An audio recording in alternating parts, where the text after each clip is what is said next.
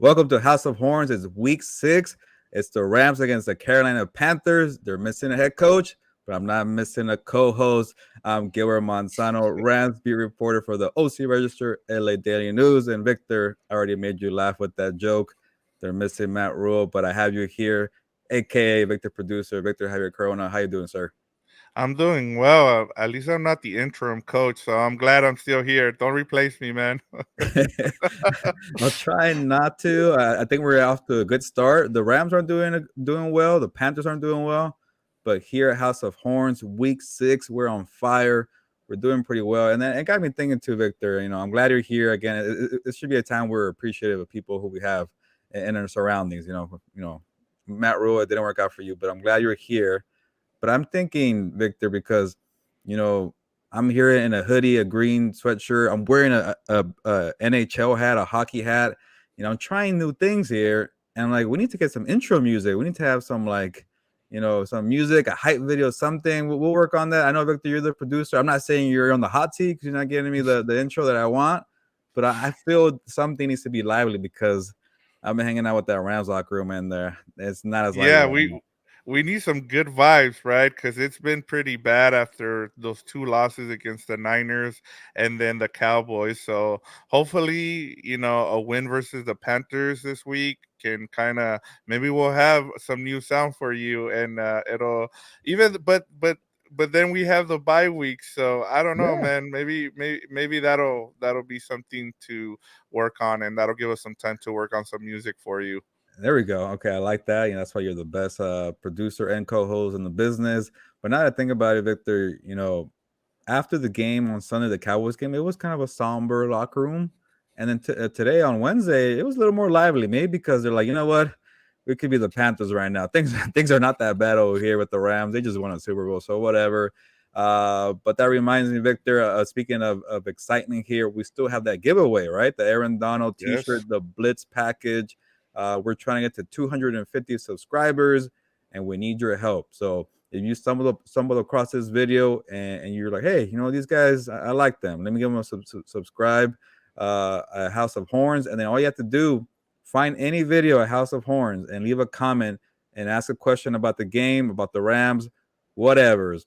But that's the rule to enter this Aaron Donald giveaway Blitz T-shirt. It's from Homage. It's a cool T-shirt. We've had a couple of people already enter, but we just need more. Trying to get to 250 subscribers. That's when the giveaway ends. But Victor, hopefully people, start commenting a little more because we want people to interact on House of Horns. Yeah, I almost got myself fired here. I had week 5 on our banner here, and I had to change it to Okay, week good catch. 6. No, but yeah, please subscribe, as we say, follow, comment. We're trying to get to that 250 mark for you guys to give away that cool shirt. We also have Compas on the Beat, which dropped today as we're recording. Check that out. We have some cool stuff on there. We had a cool poll for Brad Pitt movies, which people are really engaging in. I had someone comment on there. He wanted to give his top 5. He said that none of our movies that we picked were even in his, top 5. So yeah, man, it's been great with that. And then Comeback Compass, man, a big star you guys got, you and Fernando. Let the people know who you guys got this week. Yeah, we got a big mega guest size on Combat Compass. I'm forgetting the name of the shows now. We got Deontay Wilder, the Bronze Bomber, Mr. Bomb Squad himself, the former heavyweight champion of the world. Deontay Wilder joined us, and Fernando made him laugh. So if you're into boxing, definitely check it out. I even got a nice little shout out from Stu, who works for the Rams. He's a good reporter for the Rams. Stu, he likes boxing. Hey, I saw your interview with Deontay Wilder, so thank you for him to watching. So hopefully somebody else is watching and they enjoy it. But yeah, a lot of content here on the Compass on the Beat Network. We have here House of Horns. We have What's Up Boats with Fernando Ramirez, Dan and Diego, Combat Compass, which is all about boxing, MMA, pro wrestling. And I know there's one more, the regular Compass, Compass on the Beat, where we talk about the whole NFL. Follow us on TikTok, by the way. Victor, you have a strong game on TikTok, Compass on the Beat, or I guess at Compass on the Beat to see all our NFL videos. and you're doing a great killer job for getting engagement on Twitter. People want to talk about Brad Pitt, so definitely planning to plug. I'm done with that. I'm ready for some news and notes, if that's okay with you, Victor. Yeah, let's get it going, man. Tell us what went down today. There's a lot of news in terms of injuries. There's a former player who was on the Rams last year making some noise. So please take it away for us.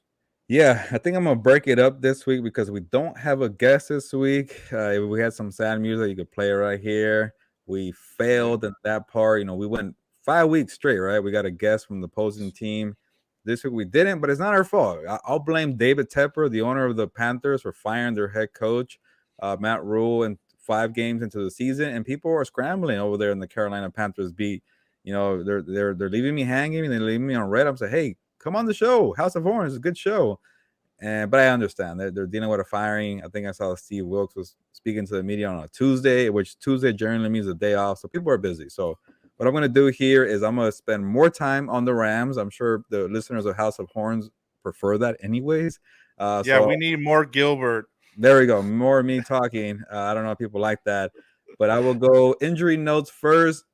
Then I will go into the offensive line players only meeting. That sounds serious, Victor. Players Ooh. only, and then obviously the guy you're referring to, the former player of the Rams who wants to be not a former player. He wants to come back.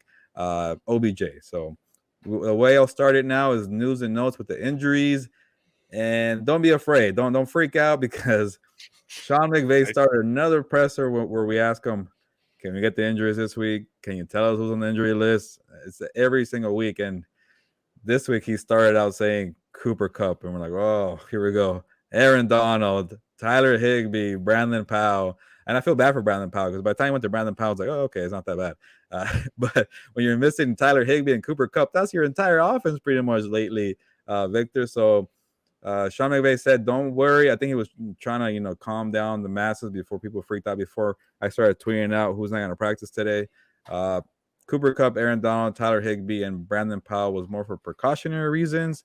It was a rest day, supposedly. We'll see how they are in terms of Thursday practice, but they did not practice on Wednesday. So you have Cooper Kupp in your fantasy lineup. I think you're okay. In terms of real injuries, let's see. Oh, Brian Allen, the center, did not practice, so it doesn't sound like he's going to be out there for week 6. But Kobe Durant, David Long, Taylor Rapp, 2 cornerbacks, 1 safety, were limited. So that's good news for the secondary there. Bad news though, Jordan Fuller, the safety, opposite of Taylor Rapp, went on IR, and then David Edwards, the left guard, IR as well, and I think he got a second concussion in 2 weeks, which is not good. Hopefully, David Edwards is doing okay. But that's injury notes for this segment. All right. I mean, it doesn't. I mean, I when I first saw it, I saw there's a website who kind of takes those stories right away, and all you saw was the 4 stars are not playing. They're injured. Was So it like a that, fantasy that football website, like the Roto World or something? everything just Mm. broke there, and I was like, okay. And then I was like, no, let me check Gilbert's stuff, and sure enough, it sounded like it No, wasn't a big deal. no. It Yeah, I was going to say, like, when McVay told us, he was like, he didn't really say they're not practicing, but he's like, just to be on the safe side. And that usually means not practicing. So, like, you know what, just to play it, say, let me see for myself when I go out there. Are they out there? They weren't. It was a right assumption. But it sounds like it's for precautionary reason, especially when Sean McVay is like, it won't affect their game status. Like, he's already jumping and saying, no, it's just pretty much, he could have just said rest if he wanted to, but he didn't. But I don't Yeah. know. Go ahead, Victor. No, I was gonna say because the days you want to start worrying is once you get into like Thursday and Friday. Those are the big days of as of whether you should start getting concerned. Usually Wednesdays is the day where you'll see some of them just get a day off. It's a Veterans Day off, as they call it. But I'm just surprised he didn't just call it that. I don't know why.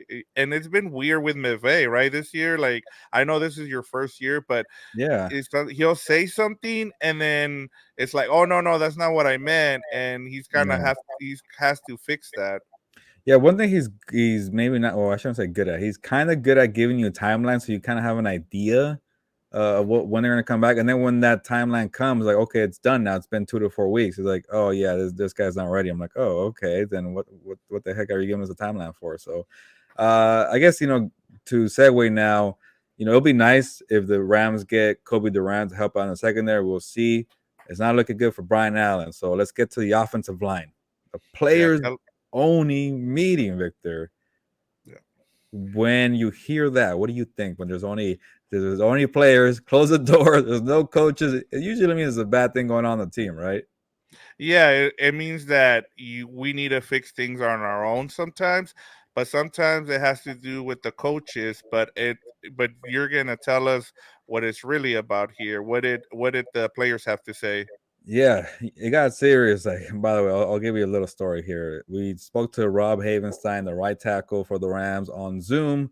Usually, day after the game, or on Zoom.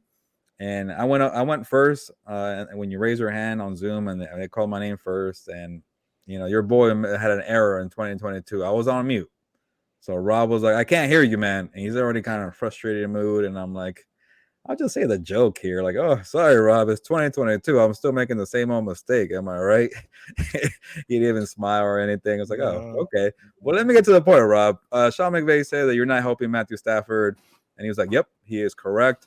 And then he just was full honesty mode. Was like, I took these offensive linemen and I said, "Hey, you guys want to talk to me? You want to hash things out? You want to just let things out? Right now is the time." So he started a players only meeting, and he was very critical. He wasn't pointing fingers. He was saying himself too. Like, he said he's played really bad, and yeah, when you see the film out there, everybody's been bad on the offensive line. So they were keeping it real.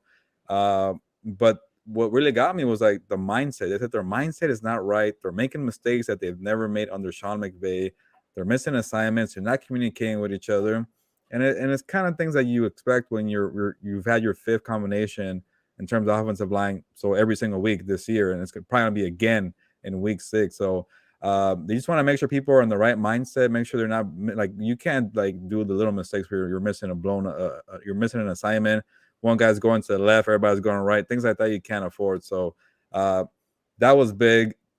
And then the other part too, I wanted to get to was like, it's time to start looking at Joe Noteboom, the left tackle for the Rams. Like, how has he done in this transition from Andrew Whitworth, who might be a future Hall of Famer, to Noteboom now? And some guy just asked randomly to Matthew Stafford, "Do you miss Andrew Whitworth?" And I think you brought this up. Do they miss the leadership?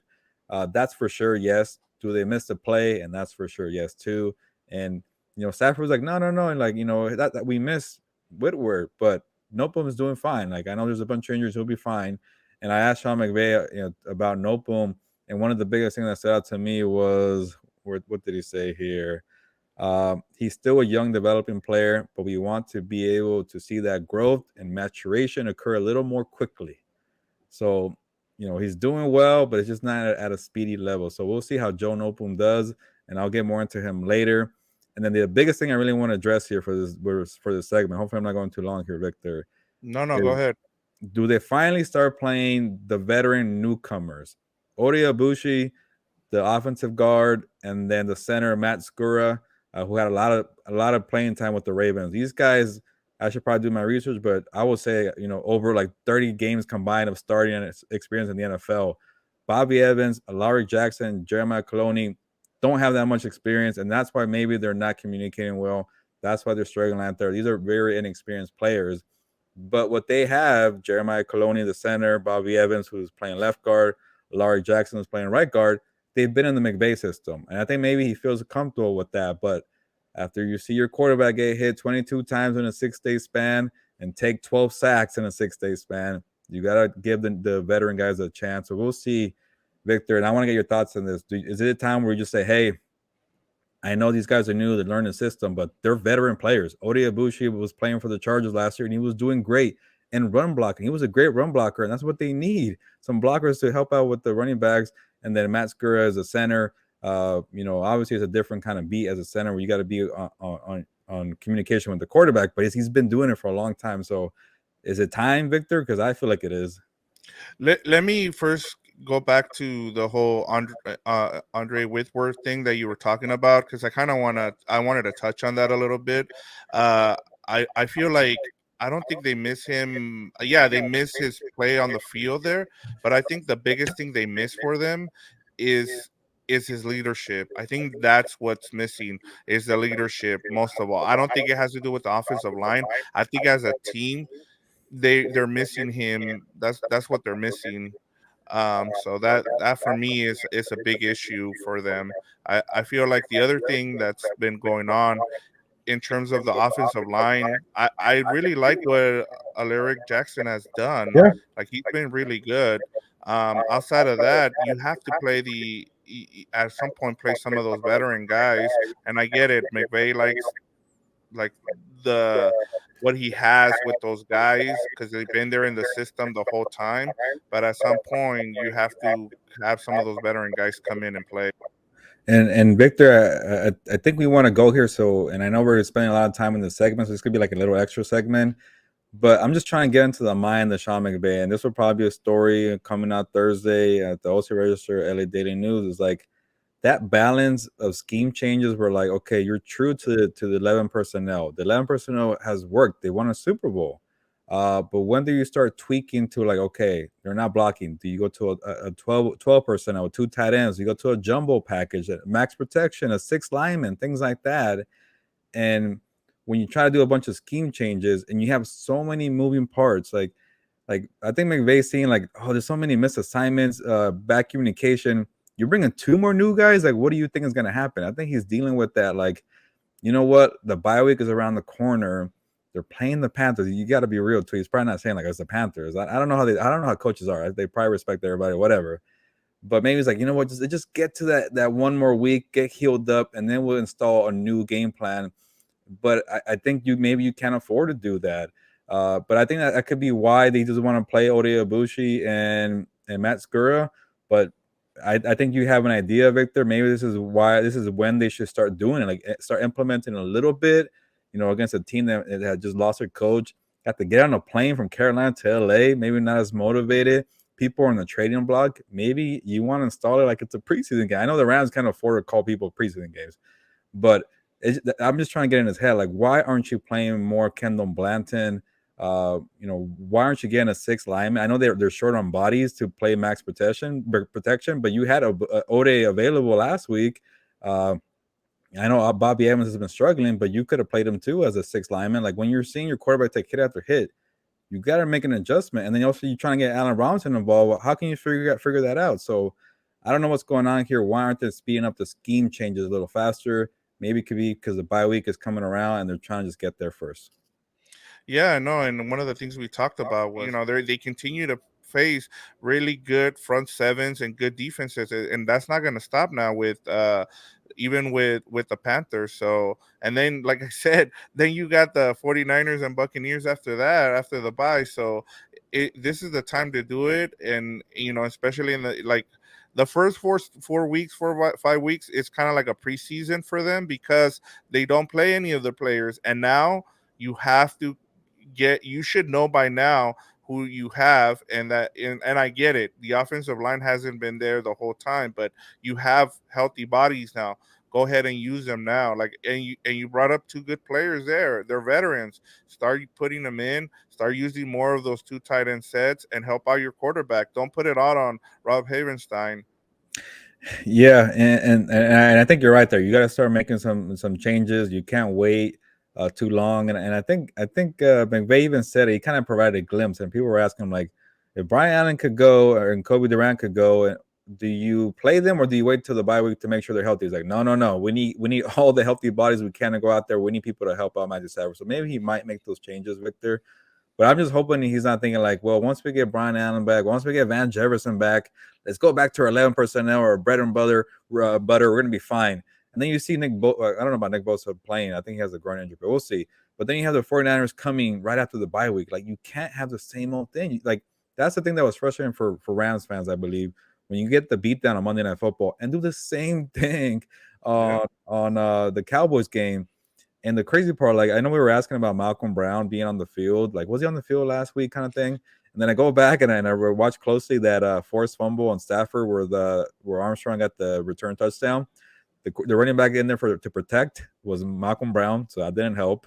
And then the Yeah. tight end to block was Tyler Higbee. So I know Tyler Higbee is a good receiving tight end, but he's not tight end the blocking one like Kendall Blanton. So you have to sacrifice a little bit of like the receiving aspect of Higbee for some blocking from Blanton. At this point, why not just try it or at least play both of them or something? So hopefully, I'm spending too much time here, but they got to try something new. And hopefully, Victor, that you and I are right here, that we'll see some glimpses of it against the Panthers. But moving on, I felt like we had like a guest on for that long segment, right? I know. Moving on to OBJ, Odell Beckham Jr. He likes to use those Twitter fingers. He's out there, but I actually kind of appreciate it because he revealed a lot was going on. Because last week I wrote a story at the Wall Street Register saying like everybody's waiting for OBJ to be the savior and help out this team. And I'm like, hold on a minute, like they have a whole lot of injuries and a whole lot of problems, and I think that column was proven right because of what happened with the Cowboys. It's not going to take one player. Yeah. But OBJ provided the glimpse there saying, you know, I want to go back to the Rams. I love the Rams. I love LA. I want a Super Bowl with them. I played with a bad knee and I tore my ACL because I wanted to win a Super Bowl. And he's saying all these nice things. And then he was like, but they're not I value myself really highly. They're not reflecting that what the offer. They gave me the lowest of the lowest offer. I was like, ouch. So that wasn't good there. So when OBJ is saying that maybe the Bills, the Chiefs, the Packers, and the Ravens are coming at him, maybe it's more tactics from OBJ, the veteran out there on the Twitter streets to get that value going up. But according to OBJ, from all the offers he's gotten, it's the lowest of the lowest. So I don't know how you take that, Victor, but a lot of fans are freaking out. Like, well, come on, give this guy some money. They need all the help they could get right now. Yeah, I mean, we kind of talked about it in terms of him like being a missing piece. He's not the missing piece. I mean, I get the that people Ram fans want him to come back, like, hey, give him all he wants, but you're also number one with the Rams. You're already, kind of close to the end of the cap there. Like, you can't just go out and pay. He's coming off injury, as we talked about. But I thought that the thing that was interesting was he responded to someone's tweet about seeing him in a Buffalo airport, and then Oh he yeah, yeah, so it was a reply to that, and then he goes into the whole thing about the Rams, and I just thought, well, that's kind of interesting. So I think you're right in terms of he's just trying to make sure his name stays out there because he needs to get interest from other teams. And like I said, I don't know how much he can give you. I mean, he's not a young player. He's kind of in the middle of his career. He's coming off an ACL injury. Yeah, he's gonna provide. He did a great job last year, but he wasn't coming off an injury. He was just getting out of Cleveland, which is a big yeah, difference yeah. between getting out of Cleveland and coming off an injury. So that's the other part. Like, I don't know how much he can give you at this point. And I think for me, the bigger return would be Van Jefferson, because that way you can stretch the field with him. I don't think you can stretch the field with OBJ. Yeah, he gives you more opportunities for Cooper Kupp, like I said, with some of those crossing routes. But the guy that the Rams need to be excited to get back soon is Van Jefferson for me. Yeah, no, I think you're right there. If OBJ is healthy, one thing this guy does is get open and then he's explosive. Once he's a yak monster. Those slants are deadly. He just takes it to the like with that play that we saw with Cooper Kupp with the 75-yard touchdown. That's what OBJ does. You get two of those guys. But yeah, you're right. Van Jefferson, if he's healthy, he's gonna help out. And then we'll see if they ever figure out Allen Robinson. Tutu Atwell had a bomb for 54 yards. So it's going to be a collective effort. And by the way, OBJ had a nice tweet for Allen Robinson, who's been struggling right now, and he responded to another, I guess, fan saying A-Rob's going to take off eventually. So wait till November comes around, wait till December, because this team, the Rams, that's when they play their best football. We'll see. It's a different Rams team, and they usually do. They kind of have a funk here and there, but never this early, and never like this much injuries, and never this much on the offensive line. So it could be a different year. But that's the thing too. That's what makes me believe that OBJ wants to come back, when he's like pumping up Allen Robinson and saying the Rams are going to be good in November, December. He wants to come back. I think he loves LA. And I think he just feels a little kind of slighted because like I mentioned, he had the injured knee and he still went out there and played because he wanted to help out the team and win the Super Bowl. So that should definitely quiet the critics when it comes to character stuff. He was great for the Rams, but like you mentioned, we don't know how he's going to be as a player on the field. But you got to make sure the offensive line is healthy and contributing and being productive, because without the line, none of this works. So, but I'm done with OBJ. We'll see if he comes back in November. Let's move on, Victor. What do we have?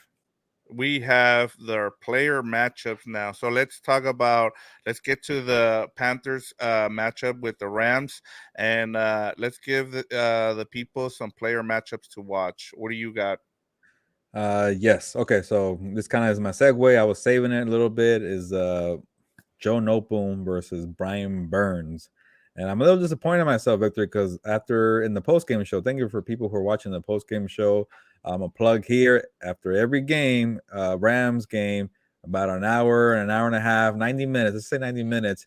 We go live, Victor and I, on the YouTube channel, on Twitter, and we do a post game takeaways. And I was like, well, the only good thing for the Rams, they play the Panthers, and I can't think of an elite pass rusher. And you're like, wait, Brian Burns. Like, oh yeah, I remember Brian Burns. I remember watching Brian Burns play against like Chargers a couple years ago, and he was really good. So I think we're starting to get to the point where like a lot of the tension on the offensive line was on the fill-in guys coming in, like Bobby Evans or Jeremiah Coloni or Lowry Jackson, and they're pointing the finger at those guys for not contributing. Now we're pointing the fingers at everybody, and Noteboom is one of them. And he's finally getting some criticism because Micah Parsons, did whatever he wanted to do over there. And even Ralph Havenstein, who just got a new contract, he's a team captain, he's been struggling at right tackle. And these tackles are supposed to be your steady guys on the O-line, and they're not doing it. But credit to Havenstein, credit to Noteboom. They've taken criticism. Noteboom spoke to me after the game, the Cowboys game in the locker room, and I have respect for that because he had a rough day against Micah. So that's what we could do. What can you do, Joe? Your coach kind of called you out, saying you got to speed up the whole developmental process.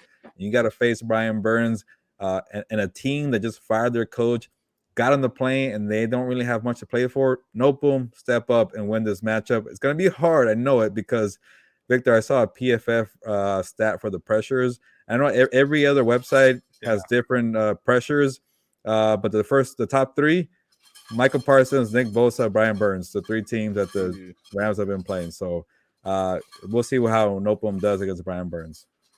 Yeah, for me, it's gonna be Cooper Kupp against Jaycee Horn, the defensive back for the Panthers. And I think the biggest reason I went with this was because of some of the stats I read, which were kind of like mind blowing for me, especially since we're recording this on a Wednesday and the Bears play on Thursday night. Cooper Kupp has 49. Get this, he's got 49 receptions, which is as many as the whole Chicago Bears receiving corps. So that's crazy to me. And one of the other things, even with the Rams struggling this year, he's still averaging two more fantasy points than he did last year. So he's up his game there. And of course that helps when you're getting targeted a bunch by Matthew Stafford. But and then with Horn, he's had 113 snaps this season, and he's only been targeted 12 times and allowed a league low 2 receptions with no first downs and no touchdowns. So I hope we get to see this matchup because they're both on the injury report. You were saying that Cooper Kupp has a foot injury, and then Horn has a rib injury. So that'll be something to keep an eye on. I hope we get to see that matchup because either Cooper Kupp is going to break some of those streaks that Horn has had this season, or maybe Horn keeps it up and he's the real deal because I think he's only allowed 47 yards to receivers this year, so total, and that's pretty cool. So that'll be my matchup to watch. That's a good one, Victor, because that's why I'm glad I do this show with you, because you kind of help me out with the opposing team. I kind of get focused on the Rams, and I started doing my research a little later in the week, and I'm like, I'm curious about Jaycee Horn. He was a top 10 pick last year, got hurt pretty early, and I'm like, how is he doing? So that's good to hear that he's recovered in the second year and doing that well. So I know the Panthers got a lot of things wrong with Matt Rule making decisions out there, but I guess he got that one right. And yeah, that'd be a good matchup with him and Cooper Kupp. And I guess last week Cooper Kupp pretty much only got it on the 75-yard catch and run, so it wasn't really a great game for him. But it's gonna be a good matchup though. I'm excited for that one. Yeah. Now let's move on to our X factors for both teams. I forget who we had last week, but I know it's gonna kind of be hard this week. I feel like kind of going with which one we're gonna go with, just because of the whole thing that happened with the Panthers and then firing their coach. But who do you have for us this week? Yeah, I'm trying to see what did I have here, because I saw one that I'm trying not to be the same as you. Yeah. But I think I think yeah, you're going somewhere else with this one. So I'll go here. Uh, I go with the tight ends because I do want to see more of Kendall Blanton.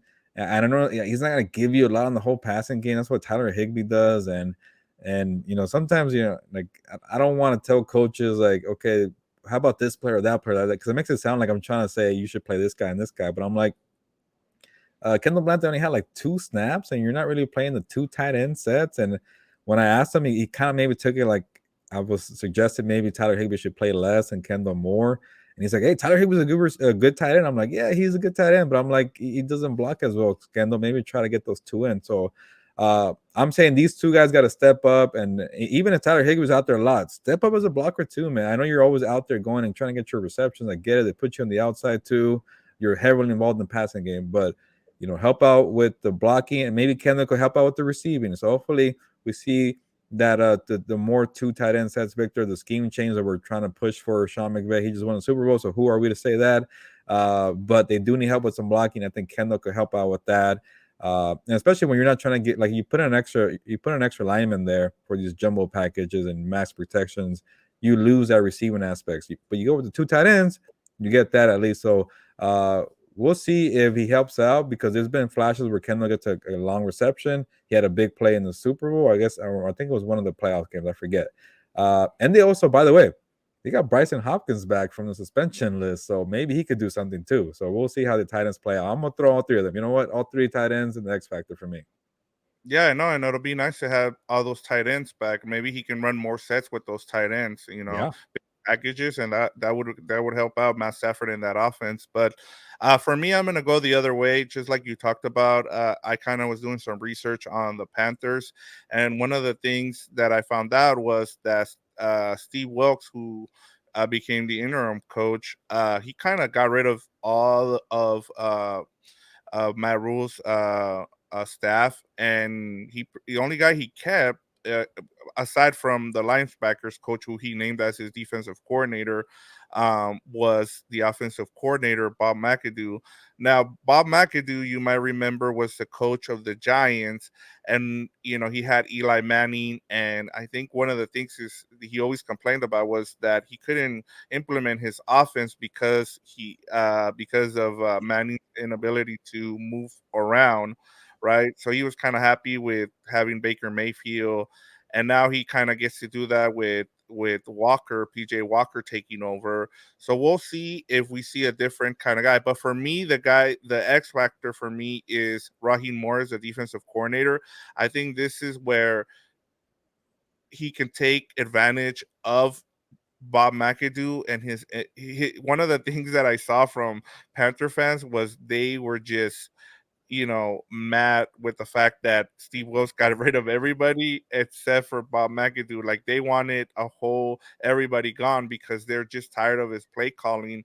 And I think I even saw what's his name from ESPN, Dan Orlovsky, where he was pretty much calling them out for some terrible play calling in one of the games a couple weeks back.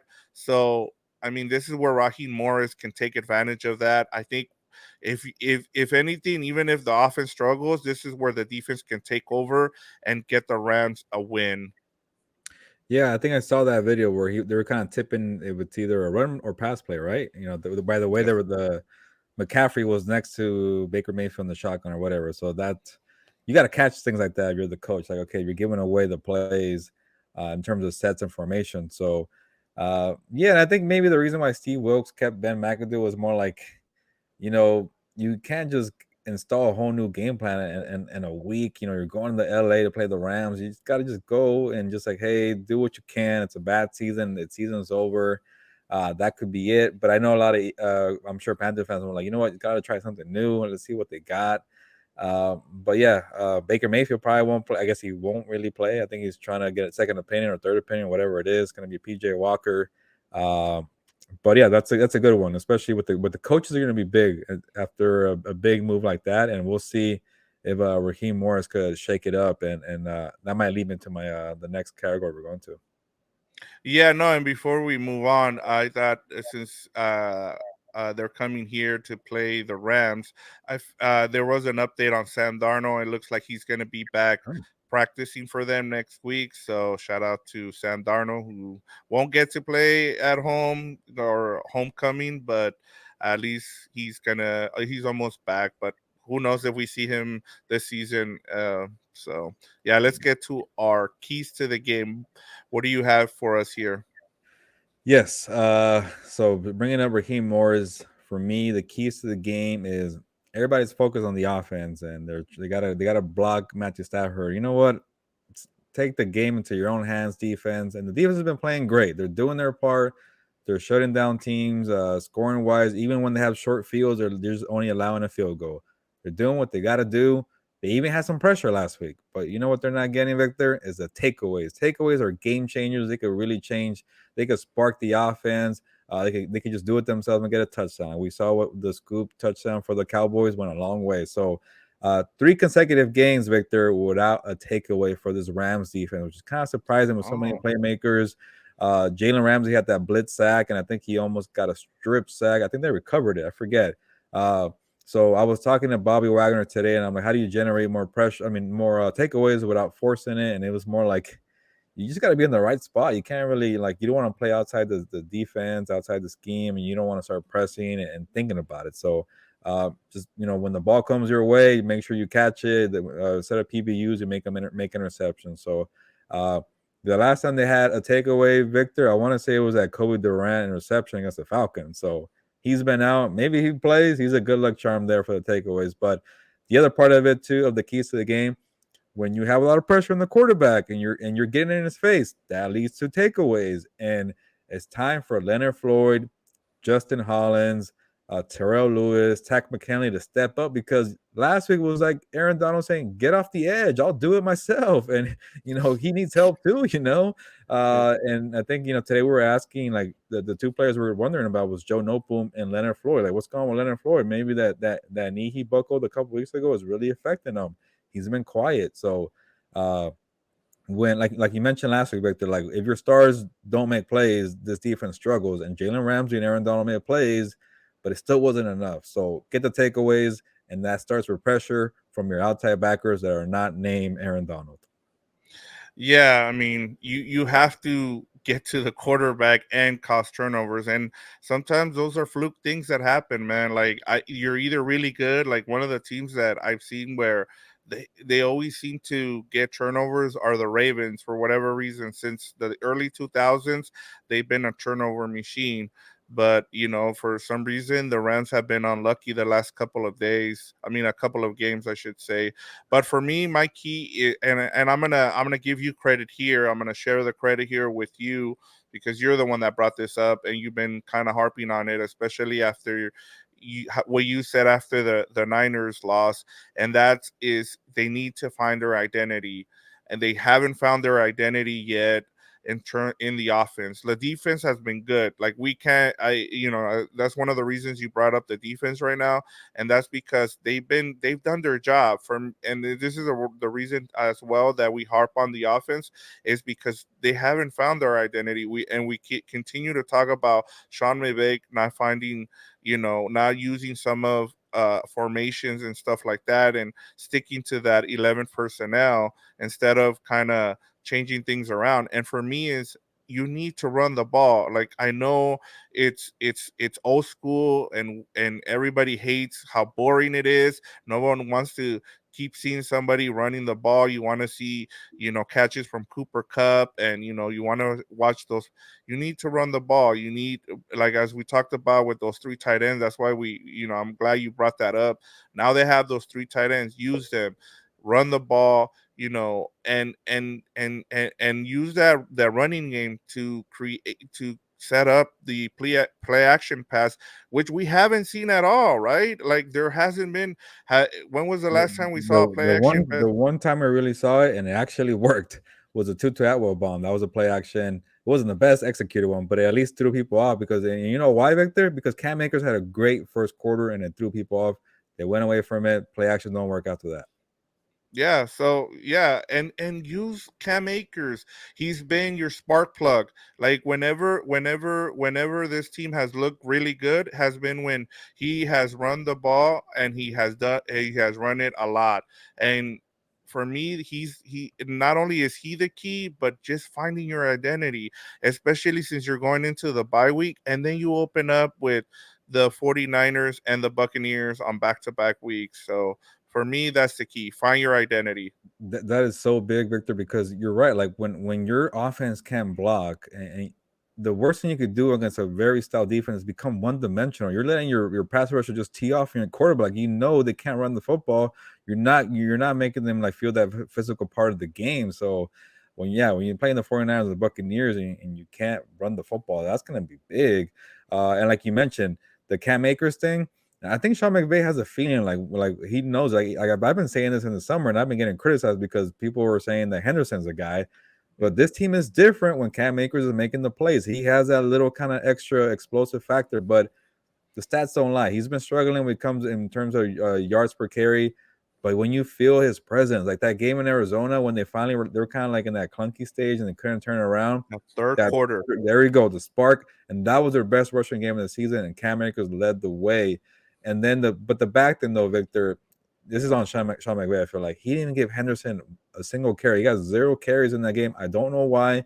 He had like 4 catches for 30 yards. So it just made the flow of the game. The script went off when they fell behind 9-0. I know that happens. But yes, Akers, when he's going and you feel his presence, that's usually a good thing. But you got to find a way to get both involved. Henderson, he's just a steady kind of like workhorse back. Okay, just moving the chain slowly. He'll get you at 3 to 4 yards. And Akers is kind of like that. I think I already used this, like the baseball analogy. Like he gets 50 home runs, but he's batting like 220. So it's not the average, but when he hits hard. So I think that's a good one, Victor. Yeah, no, and you're right. Like with Henderson, you can use him out of the backfield to catch passes, and with I thought with Cam Makers is he's the guy that can take it to the house, and so if you keep feeding him, eventually he's gonna break some of those runs for long runs. So yeah, that for me that's been find your identity, and then I think the Rams will be okay following the bye week, especially if you can win this game. But let's get to our fantasy football and betting spotlight. Like we said, in terms of fantasy, we've kind of just kind of it's either Cooper Kupp or Tyler Higbee or Matt Stafford. So we're just gonna get to the betting portion of this. The Rams are 10.5 point favorites, and the over under is 40.5. How are you seeing this game? This is a tough one, Victor, because the Carolina Panthers just fired their coach. They're getting on a plane. They're facing the Rams, and you would think like they will blow them out, but this point spread is just too high for a team that can't score more than 10 points on a weekly basis. They've had what 3 games where they're held to 10 points or less: the Bills Yes. game, the Niners, and the Cowboys. So like how can you expect a team to score over 10.5 points to cover your spread when they can't even do it themselves? And Go ahead. and the over under is 40. So I mean, are you telling me It's that going down. this game's gonna be 30 to yeah, Yeah. Like, but the last couple of weeks, it keeps going down for these Ram games. I've noticed like 45, 42, 40 now. yeah. Like, they don't believe in this offense now. And what was I going to say? Oh, that's right. Yeah, they can't score points. And here's another stat for you, Victor. 4 out of the 5 games this season for the Rams, 0 points in the fourth quarter. And you know how many points they have total in the fourth quarter? 3 points. They had 3 points in Arizona. Ah, Uh, I know and that. I asked Stafford, I'm like, hey, you want to score more points, but for some reason they're not coming in the fourth quarter because some of these games are close. Like this is a big quarter, and he's like, honestly, man, we can't even score in the other three quarters. I'm like, oh, okay, he's honest. So they can't figure out that quirkiness there, but they got to start scoring, in the first, second, and third quarter. So that spread right there, right away, tells me that like I'm gonna stay away from that. That's too high for me. And the funny thing you mentioned, Victor, on the fantasy football thing, like when I write my stories now for those who register on the who has the edge, kind of the matchups, player to watch, kind of things that we do here on the audio version. I just in the fantasy sleeper section, I'm like, I'm not doing it anymore with Cooper Kupp and Higbee.